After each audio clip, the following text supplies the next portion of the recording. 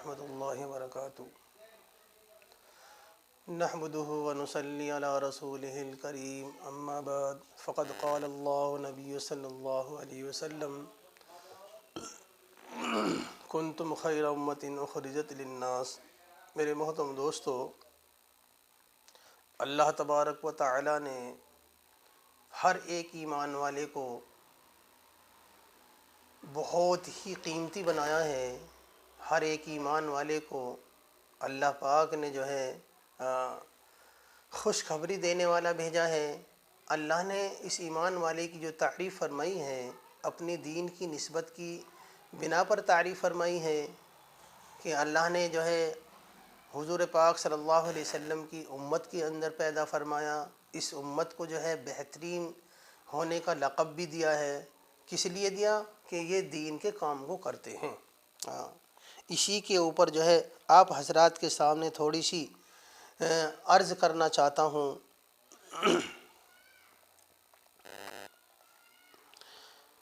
دوسری حدیث میں وارد ہے کہ حضور اکرم صلی اللہ علیہ وسلم تکیہ لگائے ہوئے بیٹھے تھے،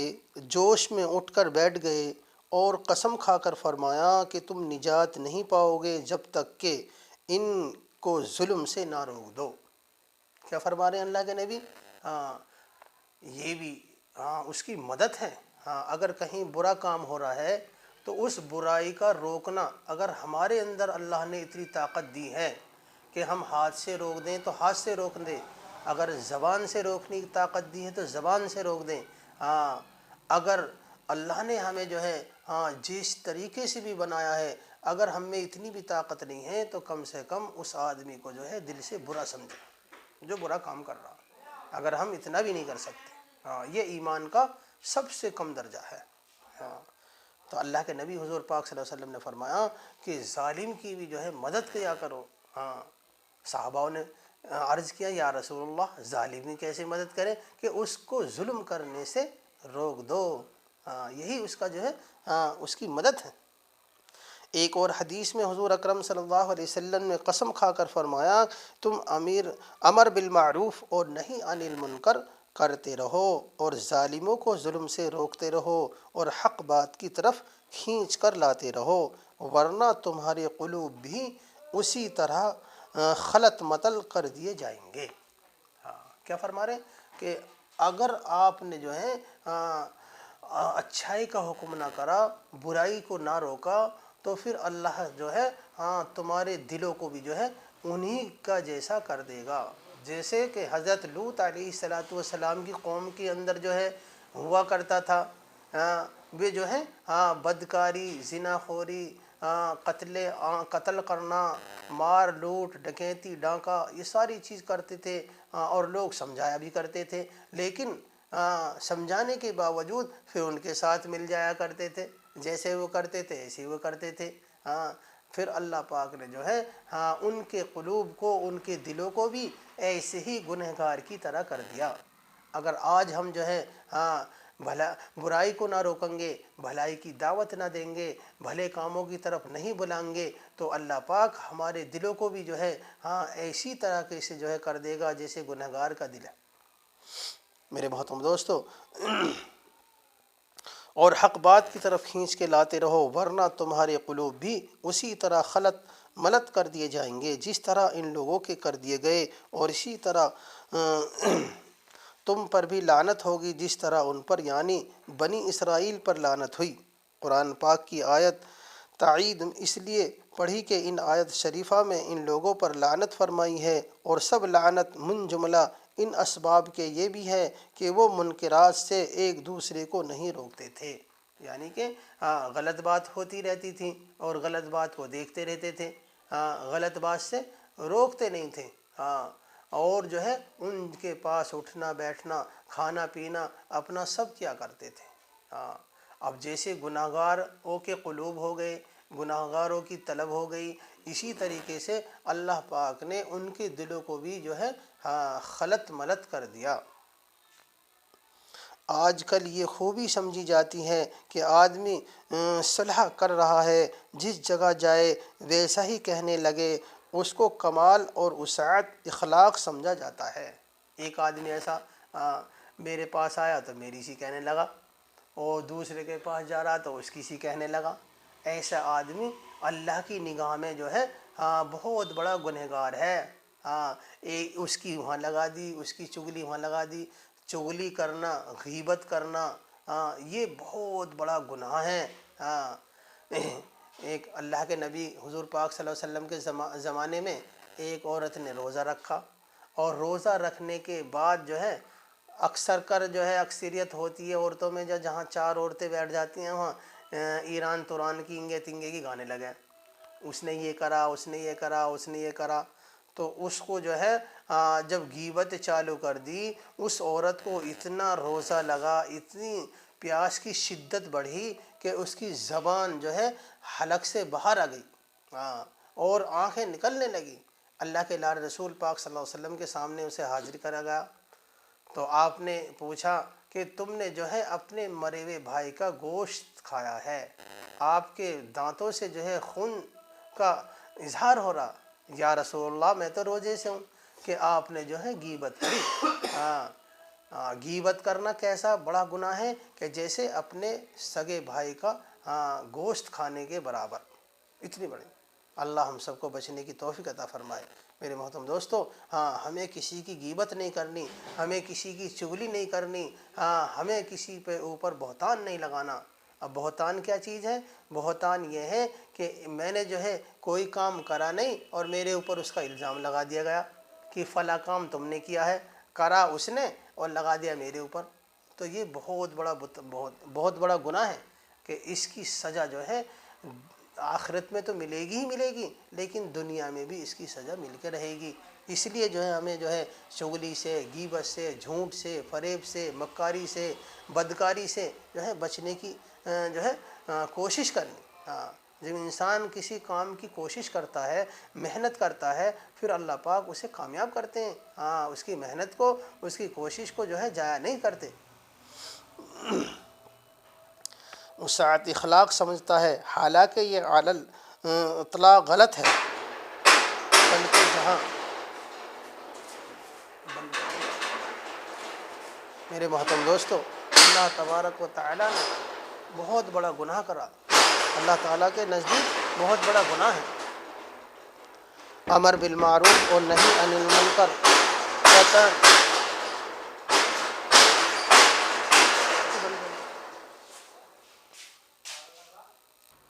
تو میرے محترم دوستو، اللہ تبارک و تعالیٰ نے ایمان کی صفت جو ہے بہت بڑی رکھی ہے کہ جس کے پاس ایمان کی دولت ہے اور ایمان کے لیے کلمہ پڑھا، لا الہ الا اللہ محمد رسول اللہ صلی اللہ علیہ وسلم،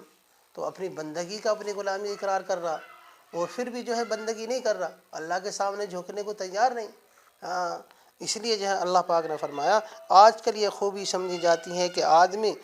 صلاح کر رہا ہے، جگ جگہ جائے ویسا ہی کہنے لگے، اس کو کمال وسعت اور اخلاق سمجھا جاتا ہے، حالانکہ یہ اطلاق غلط ہے، بلکہ جہاں امر بالمعروف وغیرہ قطعاً مفید نہ ہو، ممکن ہے کہ صرف سکوت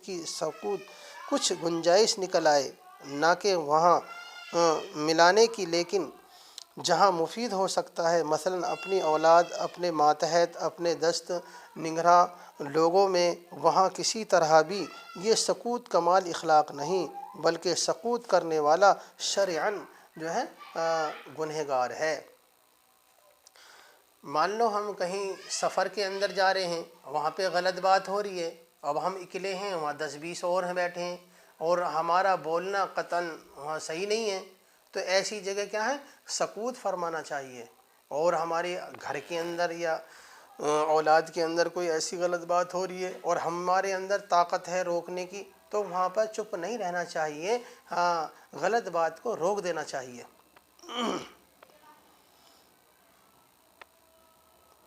متعدد روایت میں یہ مضمون آیا ہے کہ جب کوئی گناہ مخفی طور سے کیا جاتا ہے، اس کی مضرت کرنے والے ہی کو ہوتی ہے۔ ایک گناہ تو یہ ہوتا ہے کہ آدمی اکیلے میں کر رہا ہے، اس کو علاوہ، اللہ کے علاوہ کوئی دیکھ ہی نہیں رہا، تو اس کا گناہ تو صرف اسی پہ ہوئے گا۔ اور ایک گناہ ایسا ہوتا ہے کہ عام ہو رہا ہے، اس کو جو ہے مثال کے طور پہ کسی گھر کے اندر کوئی برا کام ہو رہا اور ہمیں معلوم ہے وہ کیا ہے عام گناہ ہو گیا، اگر ہم نے اس کو نہ روکا تو تمام بستی جو ہے گنہگار ہوگی۔ اس لیے اگر اللہ نے ہمیں طاقت دی ہے روکنے کی تو ہم اسے ضرور روکیں۔ متعدد روایت میں مضمون آیا ہے کہ جب کوئی گناہ مخفی طور سے کیا جاتا ہے اس کی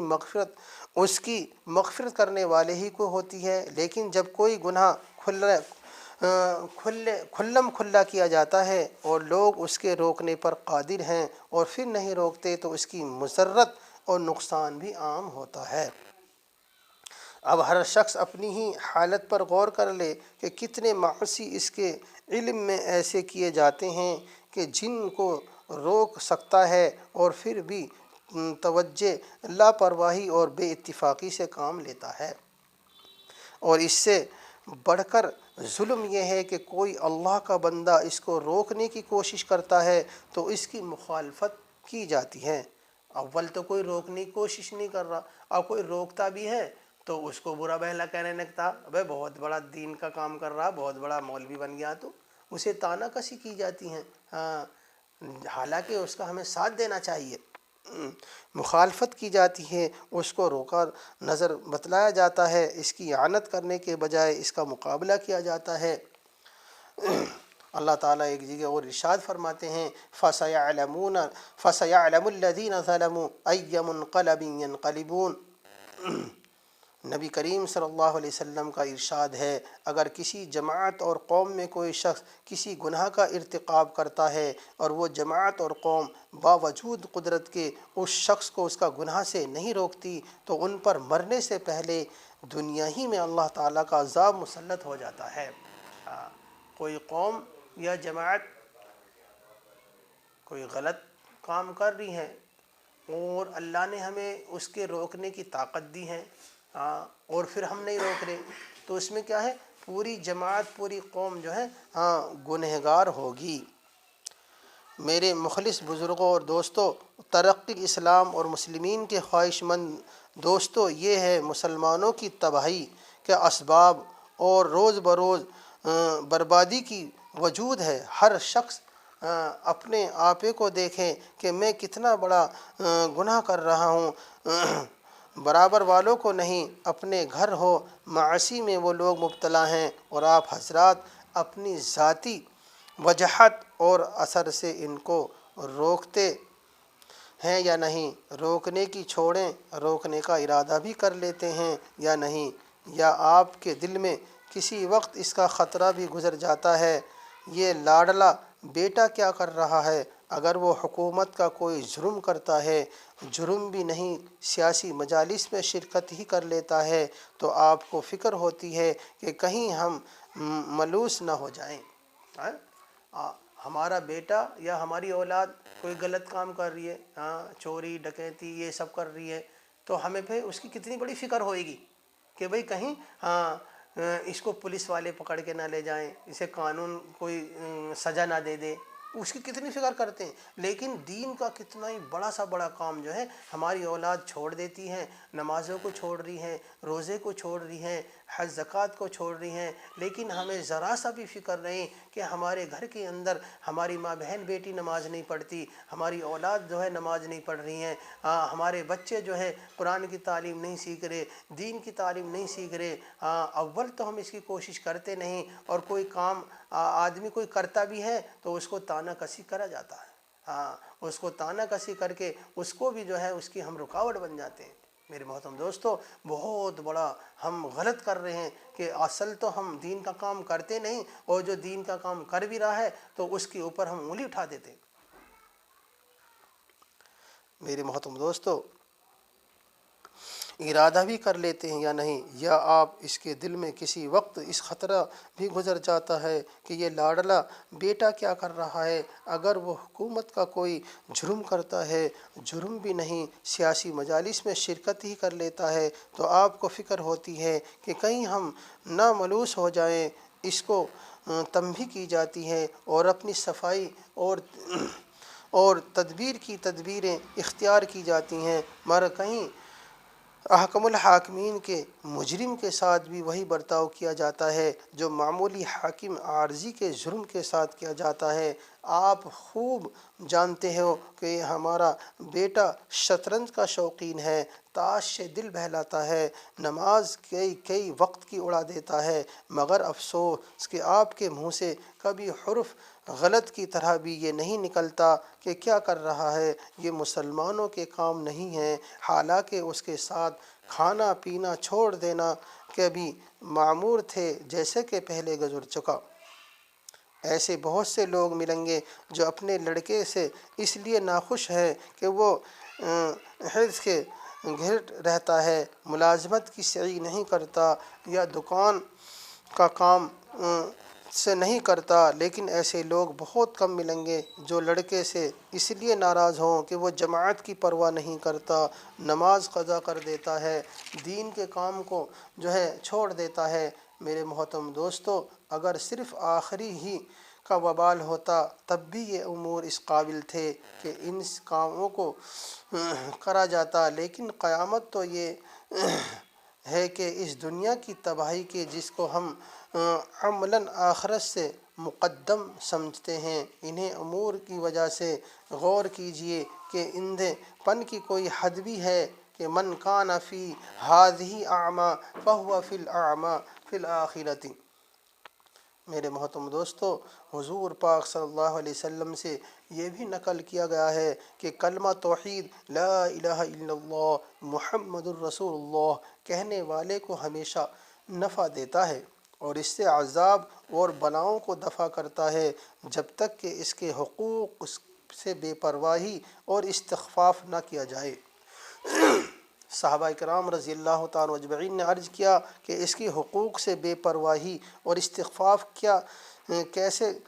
جانے کا کیا مطلب ہے؟ آپ نے ارشاد فرمایا کہ اللہ کی نافرمانیاں کھلی طور پر کی جائیں اور ان کو بند کرنے کی کوشش نہ کی جائے۔ اب آپ ہی ذرا انصاف سے فرمائیں کہ اس زمانے میں اللہ کی کتنی نافرمانیاں کی جا رہی ہیں، انتہا کوئی حد ہے، اور اس کے روکنے یا بند کرنے کی کم از کم تقلیل کی کوئی کوشش ہے؟ ہرگز نہیں۔ ایسے خطرناک ماحول میں مسلمانوں کا عام موجود ہونا ہی اللہ تعالیٰ کا حقیقی انعام ہے، ورنہ ہم نے اپنی بربادی کے لیے کیا کچھ اسباب پیدا نہیں کر لیے۔ حضرت عائشہ رضی اللہ تعالیٰ عنہ نبی کریم صلی اللہ علیہ وسلم سے پوچھا کہ کوئی اللہ کے عذاب اگر زمین والوں پر نازل ہو اور وہاں کچھ دین دار لوگ بھی ہوں تو ان کو بھی نقصان پہنچتا ہے؟ حضور پاک صلی اللہ علیہ وسلم نے فرمایا کہ دنیا میں سب کو اثر پہنچتا ہے، مگر آخرت میں وہ لوگ گناہ گاروں سے علیحدہ کر دیے جائیں گے، اور جو ہے ان کی گناہ کی سزا الگ ملے گی، ان کی عذر کی ثواب الگ ملے گا، لیکن دنیا کے اندر جو ہے اللہ پاک جو ہے سب کو جو ہے عذاب کا اثر جو ہے پہنچاتے ہیں۔ میرے محترم دوستو، کہیں حضرت عائشہ رضی اللہ تعالیٰ عنہ فرماتی ہیں کہ نبی کریم صلی اللہ علیہ وسلم ایک مرتبہ دولت گدھا پر تشریف لائے تو میں نے چہرے انور پر ایک خاص اثر دیکھ کر محسوس کیا کوئی اہم بات پیش آئی ہے۔ حضور پاک صلی اللہ علیہ وسلم نے کسی سے کچھ بات چیت نہیں فرمائی اور وضو فرما کر مسجد میں تشریف لے گئے۔ میں حجرے کی دیوار سے لگ کر سننے کھڑی ہو گئی کہ کیا ارشاد فرماتے ہیں۔ حضور پاک صلی اللہ علیہ وسلم منبر پر تشریف فرما ہوئے اور حمد و ثنا کے بعد ارشاد فرمایا، اے لوگو، اللہ تعالیٰ کا ارشاد ہے کہ امر بالمعروف اور نہی عن المنکر کرتے رہو، مبادا وہ وقت آ جائے کہ تم دعا مانگو اور قبول نہ ہو، تم سوال کرو اور سوال پورا نہ کیا جائے، تم اپنے دشمنوں کے خلاف مجھ سے مدد چاہو اور میں تمہاری مدد نہ کروں۔ یہ کلمات حضور پاک صلی اللہ علیہ وسلم نے ارشاد فرمائے اور منبر پر سے نیچے تشریف لے آئے۔ اس مضمون پر حضرات خصوصیت سے توجہ فرمائیں کہ جو دشمن کے مقابلے کے لیے امور دنیاوی میں تصاحی اور مصلحت پر زور دیتے ہیں کہ مسلمانوں کی اعنت اور امداد دین کی پختگی ہی میں ہے مضر ہے۔ حضرت ابو درداء رضی اللہ تعالیٰ جو ایک جلیل القدر صحابی ہیں، فرماتے ہیں کہ تم امر بالمعروف اور نہی عن المنکر کرتے رہو، ورنہ اللہ تعالیٰ تم پر ایسے ظالم بادشاہ کو مسلط کر دے گا جو تمہارے بڑوں کی تعظیم نہ کرے، تمہارے چھوٹوں پر رحم نہ کرے، اور اس وقت تمہارے برگزیدہ لوگ دعا کریں گے تو قبول نہ ہوگی، تم مدد چاہو گے تو مدد نہ ہوگی، تم مغفرت مانگو گے تو مغفرت نہ ملے گی۔ خود حق جل جلالہ ارشاد فرماتے ہیں، یا ایہا الذین آمنوا ان تنصروا اللہ ینصرکم ویثبت اقدامکم۔ ترجمہ: اے ایمان والو، اگر تم اللہ کی مدد کرو گے تو وہ تمہاری مدد کرے گا اور دشمنوں کے مقابلے میں تمہارے قدم جما دے گا۔ بیان القرآن دوسری جگہ ارشاد باری ہے، ان ینصرکم اللہ فلا غالب لکم۔ اگر اللہ تعالیٰ شانو تمہاری مدد کرے تو کوئی شخص تم پر غالب نہیں آ سکتا، اور اگر تمہاری مدد نہ کرے تو پھر کون شخص ہے جو تمہاری مدد کر سکتا ہے؟ اور صرف اللہ تبارک و تعالیٰ پر ہی ایمان والوں کو اعتماد ہونا چاہیے۔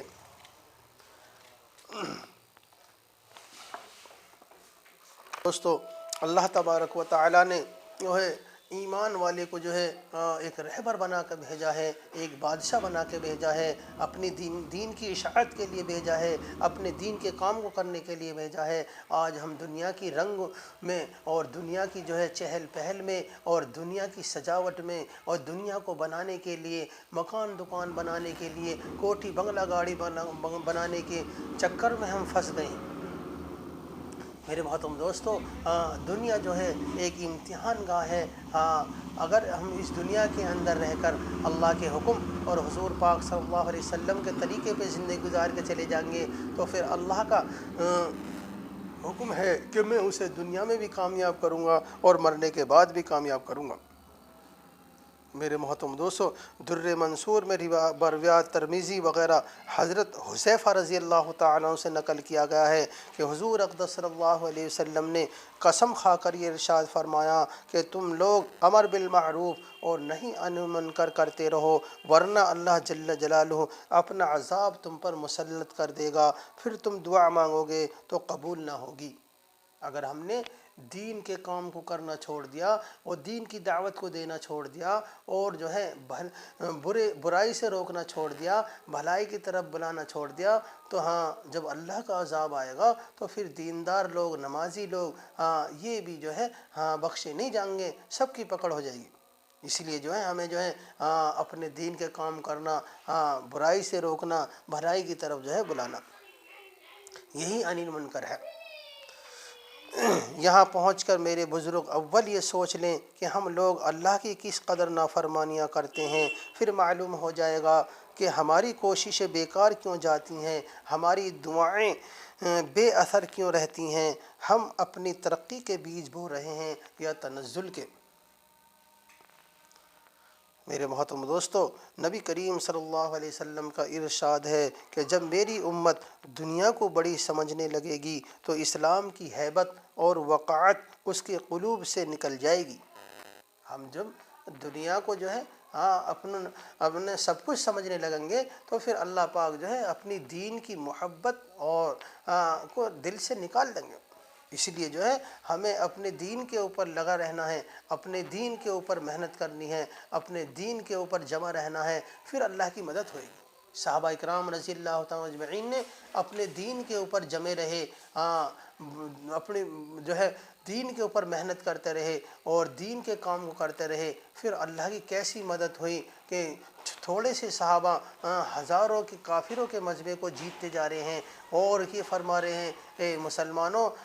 اللہ نے جو ہے آج جنت کی خوشخبری دنیا کے اندر دکھا دی، اللہ نے جو ہے اپنے صحاباؤں کو رضا کا پروانہ دنیا کے اندر دے دیا۔ اللہ نے قرآن کریم کے اندر ارشاد فرمایا رضی اللہ عنہم ورضوا عنہ، کہ کہ میرے صحابہ ستاروں کے مانند ہیں، جس نے بھی ایک کی اتباع کر لی وہ فلاح کو کامیابی کو پہنچ گیا۔ اللہ پاک نے جو رضا کا پروانہ دیا ہے صرف اس نسبت پہ دیا ہے کہ یہ دین کے کام کرتے ہیں، دین کے اوپر اپنی جان مال لگانے والے ہیں، اس لیے اللہ پاک نے جو ہے ان کی تعریف فرمائی۔ نبی کریم صلی اللہ علیہ وسلم کا ارشاد ہے کہ جب میری امت دنیا کو بڑی چیز سمجھنے لگے گی تو اسلام کی ہیبت اور وقار اس کے قلوب سے نکل جائے گی، اور جب امر بالمعروف اور نہی عن المنکر کو چھوڑ بیٹھیں گے تو وحی کی برکات سے محروم ہو جائیں گے۔ جب ہم دین کے کام کو کرنا چھوڑ دیں گے تو پھر اللہ کی رحمت سے ہم مایوس ہو جائیں گے۔ پھر کتنا بھی کما لیں ہم، چاہے لاکھ کما لیں، 10 لاکھ کما لیں، لیکن پھر اس کے اندر جو ہے برکت کو اٹھا لیا جائے گا، پھر جو ہے نابرکتی ہونے لگے گی۔ کتنا بھی لے آئے ہم جو ہے کوئی ہاری بیماری میں، پریشانی میں، ٹینشن بازی میں جو ہے وہ اس کی جو ہے زندگی جو ہے ختم ہوتی چلی جائے گی، کتنا بھی کما لیں۔ اور جب ہم دین کے کام کریں گے، اللہ کے حکم کو مان کے اپنی روزی کمائیں گے، پھر اللہ پاک جو ہے تھوڑی سی روزی میں بھی اللہ پاک برکت عطا فرما دیں گے۔ اس لیے جو ہے ہمیں اپنے دین کے کام میں لگے رہنا۔ در حقیقت تم اپنے رسول روح فدا صلی اللہ علیہ وسلم کو سچا سمجھتے ہو، ان کی تعلیم کو سچی تعلیم سمجھتے ہو، تو پھر کیا وجہ ہے کہ جس چیز کو وہ سبب مرض بتا رہے ہیں، جن چیزوں کو بیماری کی جڑ فرما رہے ہیں، وہی چیزیں تمہارے نزدیک سبب شفا اور صحت قرار دی جا رہی ہے۔ نبی کریم صلی اللہ علیہ وسلم کا ارشاد ہے کہ کوئی شخص اس وقت تک مسلمان نہیں ہو سکتا جب تک کہ اس کی خواہش اس دین کے تابع نہ ہو جائے جس کو میں لے کر آیا ہوں، لیکن تمہاری رائے یہ ہے کہ مذہب کی آڑ کو بیچ سے ہٹا دیا جائے تاکہ ہم بھی دیگر اقوام کی طرح زندگی گزار سکیں۔ اور اللہ تبارک و تعالیٰ کا ارشاد ہے، من کان یرید حرث الآخرۃ نزد لہ فی حرثہ ومن کان یرید حرث الدنیا نؤتہ منہا وما لہ فی الآخرۃ من نصیب۔ جو شخص آخرت کی کھیتی کا طالب ہو ہم اس کی کھیتی میں ترقی دیں گے، اور جو دنیا کی کھیتی کا طالب ہے ہم اس کو کچھ دنیا میں دے دیں گے اور آخرت میں اس کا کچھ حصہ نہیں۔ میرے محترم دوستو، حدیث پاک میں آیا ہے کہ جو مسلمان آخرت کو اپنا نصب العین بنا لیتا ہے، اللہ جل شانہ اس کے دل کو غنی فرما دیتے ہیں اور دنیا ذلیل ہو کر اس کے پاس آتی ہے۔ اور جو شخص دنیا کو اپنا نصب العین قرار دیتا ہے پریشانیوں میں مبتلا ہوتا ہے، اور دنیا سے جتنا حصہ مقدر ہو چکا ہے اس سے زیادہ ملتا ہی نہیں۔ نبی کریم صلی اللہ علیہ وسلم نے اس آیت پاک کو تلاوت فرما کر ارشاد فرمایا کہ اللہ جل جلالہ کا ارشاد ہے کہ اے ابن آدم، تو میری عبادت کے لیے فارغ ہو جا، تیرے سینے کو تفرقات سے خالی کر دوں گا اور تیرے فقر کو مٹا دوں گا، ورنہ تیرے دل میں سینکڑوں طرح کی مشاغل بھر دوں گا اور تیرے فقر کو بند نہیں کروں گا۔ یہ اللہ تعالیٰ اور اس کے رسول کا ارشاد ہے۔ اور تمہاری رائے ہے کہ مسلمان ترقی میں اس لیے پیچھے ہیں کہ جو راستہ ترقی کے لیے اختیار کیا جاتا ہے یہ ملا اس میں رکاوٹ پیدا کر دیتے ہیں۔ آپ ہی ذرا انصاف کی نظر سے ملاحظہ فرمائیں، اگر یہ ملا ایسے ہی لالچی ہیں تو آپ حضرات کی ترقیات ان کے لیے تو مسرت کا سبب ہوگی، کیونکہ جب ان کی روزی آپ کے ذمے ہے، آپ کے ذریعے سے ہے، تو جس قدر وسعت اور فتوحات آپ پر ہوگی وہ ان کے لیے بھی سبب سنت اور فتوحات ہوگی، مگر یہ خود غرض بھی پھر بھی آپ کی مخالفت کرتے ہیں تو کوئی تو مجبوری ان کو درپیش ہے کہ جس کی وجہ سے یہ اپنے نفع کو بھی کھو رہے ہیں، اور آپ جیسے محسن اور مربی سے بگاڑ کر رہے ہیں۔ میرے محترم دوستو، اللہ تبارک و تعالیٰ نے ہر ایک ایمان والے کو اپنے دین کے لیے بنایا ہے، اپنی دین کی اشاعت کے لیے جو ہے پیدا فرمایا ہے۔ میرے محترم دوستو، حضرت معاذ رضی اللہ تعالیٰ عنہ کو جب نبی کریم صلی اللہ علیہ وسلم نے یمن حاکم بنا کر بھیجا تو انہوں نے درخواست کی کہ مجھے کچھ وصیت فرما دیجئے۔ وصیت فرما دیجئے۔ حضور پاک صلی اللہ علیہ وسلم نے فرمایا کہ دین میں اخلاص کا اہتمام رکھنا، اخلاص کے ساتھ تھوڑا سا عمل بھی کافی ہے۔ ایک حدیث میں ارشاد ہے کہ حق تعالی شانو اعمال میں سے صرف عمل کو قبول فرماتے ہیں جو خالص انہی کے لیے کیا گیا ہو۔ ایک اور حدیث میں ارشاد ہے قال اللہ تعالی ان اغنى الشکر عن الشکر من عملی عملا اشکرت فیہ۔ حق سبحانہ و تقدس کا ارشاد ہے کہ میں سب شرکا میں شرکت سے بہت زیادہ بے نیاز ہوں، یعنی دنیا کے شرکت کے محتاج اور شرکت پر راضی ہوتے ہیں، اور میں خلاق طلا ہوں، بے پرواہ ہوں، عبادت میں غیر کی شرکت سے بے نیاز ہوں۔ جو شخص کوئی عمل ایسا کرے جس میں میرے ساتھ کسی دوسرے کو بھی شریک کر لے، میں اس کو اس کے شرک کے حوالے کر دیتا ہوں۔ دوسری روایت میں ہے کہ میں اس سے بری ہو جاتا ہوں۔ ایک دوسری حدیث میں وارد ہے کہ قیامت کے دن میدان حشر میں ایک منادی آواز بلند کہے گا کہ جس شخص نے کسی عمل میں دوسرے کو شریک کیا ہو وہ اس کا ثواب اسی سے بدلہ لے لے۔ آج میرے محترم دوستو، ہمارے عقائد، ہمارے ایمان کتنا کمزور ہو گیا۔ آج ہم جو ہیں منتیں مانگنے جو ہے پیروں کے اوپر جا رہے ہیں، پیروں کے اوپر چادریں چڑھا رہے ہیں، پیروں کے سامنے ہم سجدہ کر رہے ہیں، قبروں کے سامنے سجدہ کر رہے ہیں۔ لیکن اللہ تعالیٰ کیا ارشاد فرما رہے ہیں کہ میرے علاوہ کسی اور کی عبادت کرو گے، میرے علاوہ کسی اور کے سامنے سجدہ کرو گے تو میں کل قیامت کے دن اسی کے سامنے اس کو کر دوں گا کہ اس سے ہی اپنا اجر و ثواب لے لیں۔ میرے محترم دوستو، جو دنیا سے مر گیا، ختم ہو گیا، وہ ہماری کیا ہماری امیدیں پوری کرے گا، ہماری کیا مرادوں کو پوری کرے گا۔ میرے محترم دوستو، اگر کچھ مانگنا ہے تو اللہ کے سامنے مانگنا ہے، اللہ کے سامنے رونا ہے، اللہ کے سامنے گڑ گڑانا ہے۔ اپنی نمازوں کے ذریعے سے اللہ کے نبی حضور پاک صلی اللہ علیہ وسلم کو جب بھی کوئی حاجت پیش آتی اللہ سے مانگتے، اللہ 2 رکعت نماز پڑھتے اور اللہ سے اپنی ساری حاجتوں قبول فرماتے۔ صحابہ بھی جو ہے ہر پریشانی کو اللہ سے دور کراتے تھے۔ ہم بھی اور آپ بھی جو ہے اللہ سے ہی اپنی حاجتوں کو، اپنی جو ہے دعاؤں کو قبول کروانا ہے، اور نماز کے ذریعے سے، دین کے ذریعے سے، اشاعت کے ذریعے سے، صدقہ خیرات کے ذریعے سے، زکوٰۃ کے ذریعے سے، غریبوں کی مدد کے ذریعے سے، رانڈ بیووں کی جو ہے مدد کرنے کی وجہ سے، ہمیں جو ہے کمزوروں کی ہم مدد کریں گے، اللہ پاک ہماری مدد کرے گا۔ ہم انسانوں پہ رحم کریں گے تو اللہ پاک ہم پہ رحم کرے گا۔ تو اس لیے جو ہے سبھی حضرات سے ہماری گزارش ہے کہ بھئی جو ہے جو کچھ ہم نے یہ بیان کرا ہے اسے سن کر جو ہے ہمیں اللہ پاک کہنے سننے زیادہ عمل کی بھی توفیق عطا فرمائے۔ وآخر دعوانا الحمدللہ رب العالمین۔ السلام علیکم ورحمۃ اللہ وبرکاتہ۔